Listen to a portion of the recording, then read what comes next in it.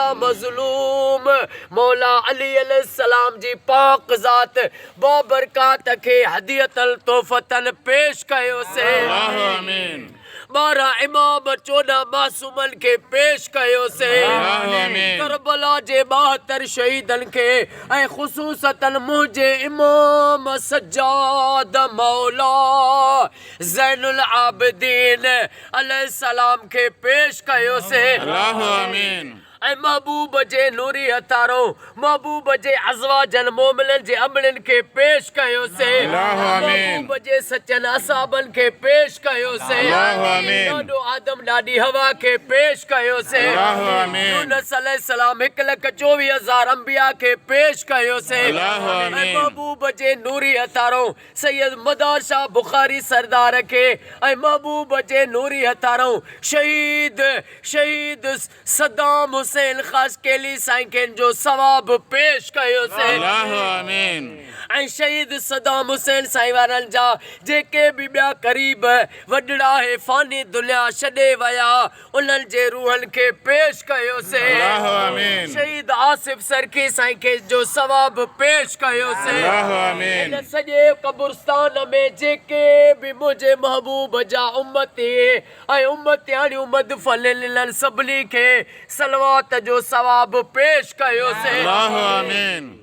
ओ मौला मिठे मोहम्मद मुस्तफ़ा जे सदके चौधरे ततहीर चौधरे ज़ैनब जे सदके शहीद सदाम हुसैन साईं के जन्नतुल फिरदौस में करीम आका जी क़यामत ताईं कचहरी पाड़ो नसीब फरमा। ओ मौला अॼो को साईं जमील अली साईं वारनि जो ख़ैर अॼो को न्याज़ अॼो की ग़ुलामी अॼो को कयल ख़ैर पंहिंजी बारगाह में उहद जबल जेलो लिखण कबूल फरमा। ओ रब मौला अली जो वास्तो थी उन घड़ीअ जो वास्तो थी जॾहिं मौला मुश्किल कुशा इमाम हसन अमीर हुसैन के फरमायऊं अॼु मुने ज़ैनब खे सॾु कयो। जॾहिं अम्मा सैयदा ज़ैनब आई मुझे मौला फरमायो ज़ैनब बचड़ा अॼु मां खे अली खे क़ुरान ॿुधा।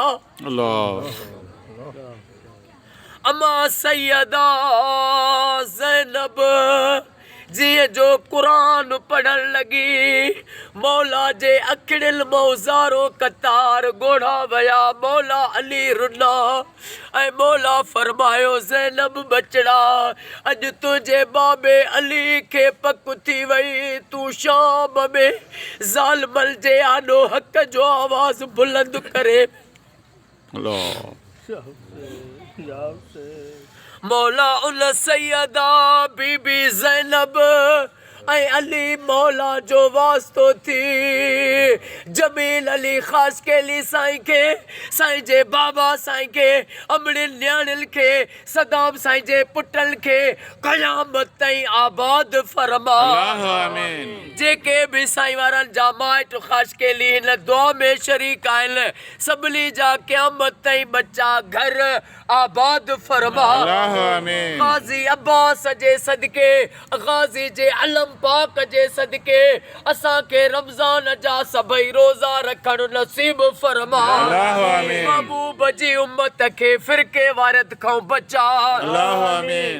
हर सुन्नी मोमिन जे घर हर शिया जे घर लख सलवातूं थियनि या दुआ कबूल फरमा। पाकिस्तान में सऊदी ईरान में इराक में शाम में फ़लस्तीन में मिस्र में घर घर में लख सलवातूं थियनि या दुआ अॼु कबूल फरमा।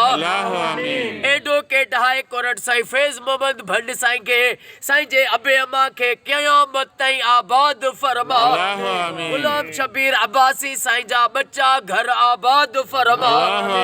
जेके भी बीमार आहिनि उन्हनि खे शफ़ाअत फरमा।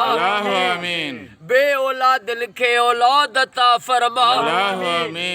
बेरोज़गारनि खे रोज़ी अता फरमा। इन्नल्लाह व मलाइकतहु युसल्लूना अलल नबी या अय्युहल्लज़ीना आमनू सल्लू अलैहि वसल्लिमु तस्लीमा। अल्लाहुम्मा सल्लि अला मुहम्मद व आले मुहम्मद। ला इलाहा इल्लल्लाह मुहम्मद रसूलुल्लाह। नारे हैदरी।